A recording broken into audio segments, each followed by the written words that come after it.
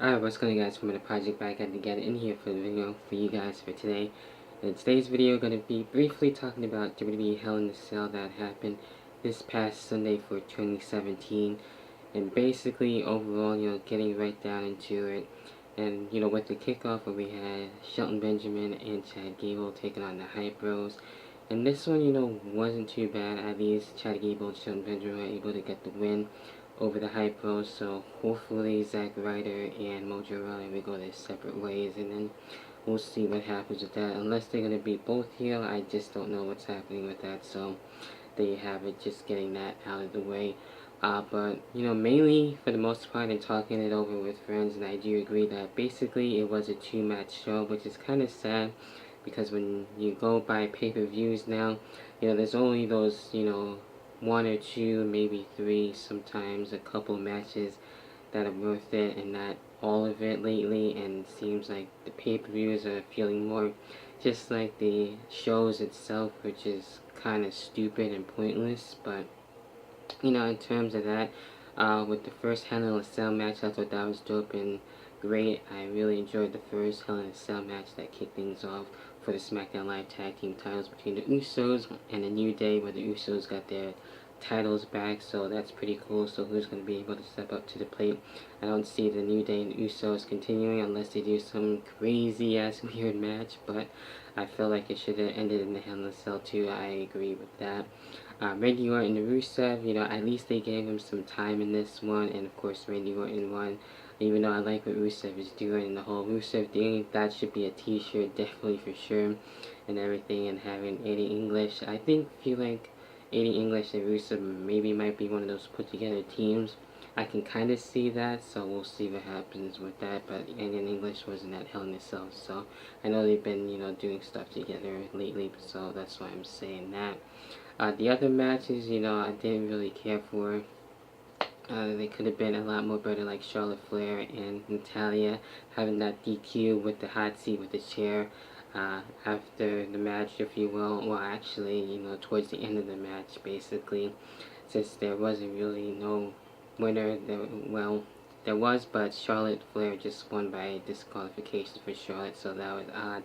Even though we've seen this feud basically since last year, and I know me and Boston Fan 79v1 basically saw the start of the feud going into a house show. I felt like the house show that we saw them wrestling at had a much more better match, if you ask me. But it is what it is. I felt like Charlotte was going to get the title. That didn't happen, so I know they got Starrcade, so I figured, Charlotte would actually return home to North Carolina as champion, but probably at Survivor Series. I know SmackDown Live will be happening in Charlotte, and try and go to that, since I know I've been going to house shows a lot.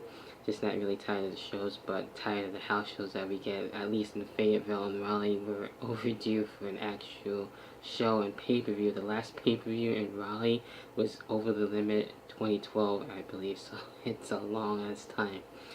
So that's it when it comes to that. Dolph Ziggler and Bobby Roode, I feel like could have done, at least been done a lot more better, especially for Bobby Roode, because I really enjoyed Bobby Roode, especially with his entrance and all that. But at least he won, so that's fine. There you have it with that. And for Shinsuke Nakamura and Jinder Mahal for the WWE Championship, and for this one, wasn't really the best. I feel like Shinsuke Nakamura could have gotten the title. This would have been the right time, if you ask me. And I can see people's arguments on where, the matches, at least for the WWE title and the Hell in a Cell, could have been switched, and the WWE title in the main event. If that was the main event, then that would have been that great, to be honest. But at least the Hell in a Cell match was the main event, since we had two of them, which I'll get into in just a little bit. And the triple threat, the three-man United States Championship match, which was added, which is cool. Ty Dillinger, Baron Corbin, and AJ Styles. I would actually accept this match, probably the 200 some matches, and this match, one of my favorite matches too. Even though Baron Corbin got the United States Championship, I was hoping for Ty Dillinger or at least AJ to retain, but that didn't happen. But I can see a feud between Ty Dillinger and Baron Corbin, so we'll see what happens with that. And AJ Styles going after the WWE title, or the WWE Championship main event picture. I can see him doing that. So there you go. And then going into the last Hell in a Cell. Yes, with Shane McMahon and Kevin Owens. Really dope spots in this one as always, and really cool to see these two go at it and everything. But in the end, we had Sami Zayn, literally helping out Kevin Owens to get him to get the win.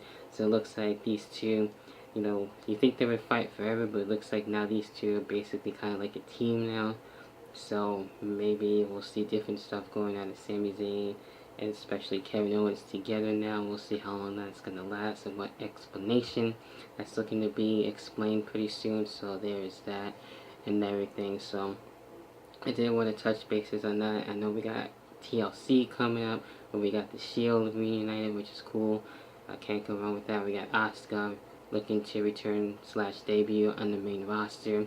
So that's going to be that. And I know Mickie James looking to go after the Raw Women's Championship, so looking to have Sweet 7 happen pretty soon. I'll probably get into that more in my TLC predictions coming up later on this month. So, you know, with these pay-per-views, I feel like they're getting a lot longer, which they don't really need to be. It kind of seems like, you know, with TLC and everything, and then you got Hell in a Cell, like you got Hell in a Cell, and then you got TLC, you know, back to back. You know, it kind of is a lot.